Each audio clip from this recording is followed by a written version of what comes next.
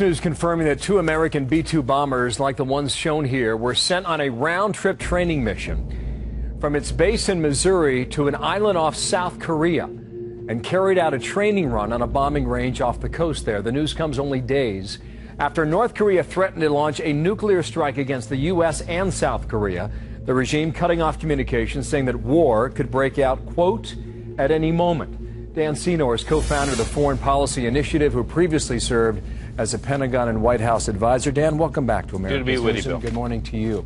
What are we to make of all the moving parts on this story now? Well, you have obviously a new leader in North Korea who's being even more provocative than his predecessor. I think a general sense that the U.S. posture to the region has been weaker, and capitalizing on that.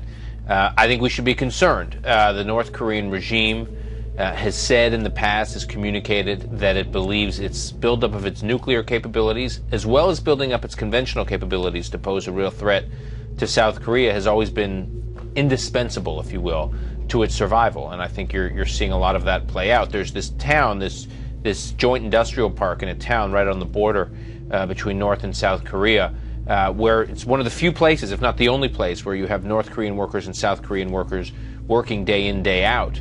And there's been access in the past for the South to get to that town. That's being shut down. So the North is really getting into a sort of fortress mentality where it's shutting off all access points, even ones that have purely had a symbolic now, we are told role. to the headlines anyway that the North has a problem with the increased sanctions against its country.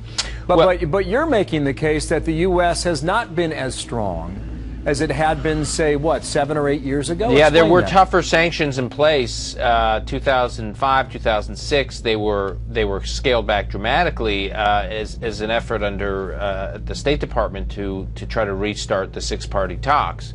And so the really tough sanctions were pulled back. Now, there are some sanctions in place by the UN that have had moderate impact, but not the sort of severe impact that we'd hoped they'd have. The other thing that's important here, Bill, is we need to use these moments to really build up cooperation, military training, logistical cooperation between the United States, between South Korea, and between Japan. Most of our military logistics, a lot of our military logistics for South Korea goes through Japan. Are we not doing that, Dan? We're doing some of it. We need to do more, much more, and really strengthen the alliance in Asia to sort of really isolate North Korea here.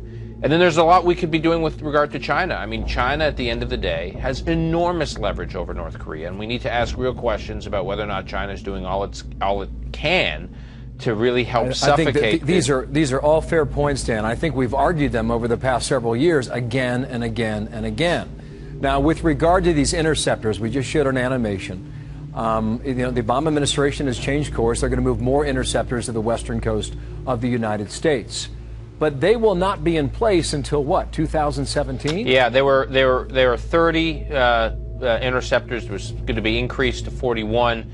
In early 2009, the Pentagon announced that those interceptors, the expansion of the interceptors, would be cut. They've now recently announced that they will reactivate them. They will set them up. But your point is a fair one.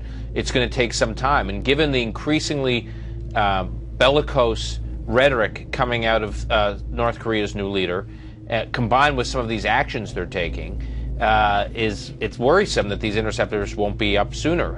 Again, I think there are a lot of steps we can take to isolate the regime and do more to try to suffocate the regime, particularly working closely with our allies in the region. But this announcement of the new interceptors, it's important that it was announced. It's important that we're reactivating them. We should have done them sooner for the precise reason you say, in terms of just the time delay. Just one more point on this, and it's a big point, but I want to put a fine point on it. You know, when you read headlines like these, and if one side makes a mistake, who knows what happens after that? Do you think we're at that point, the possibility of war started by North Korea? I don't want to overstate things or be inflammatory. I do not believe we are on the cusp of war.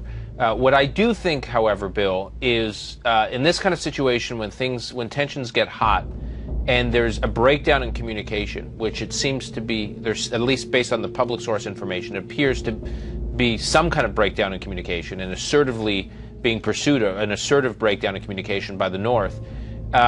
we should be worried. We should be concerned that, you know, mistakes can happen and provocations and combined with miscommunication can lead to a real escalation. I don't want to say that we're on the cusp of war, but I can say that miscommunications can occur that could, you know, trigger dangerous situations. And I think you know all too well, too, when the United States tells the world that B-2 bombers have flown on a training mission halfway around the world, it is significant. Dan, Absolutely. thank you. Good Thanks for coming in. We'll see you again soon, okay? Great. Dan Senor here with us in New York.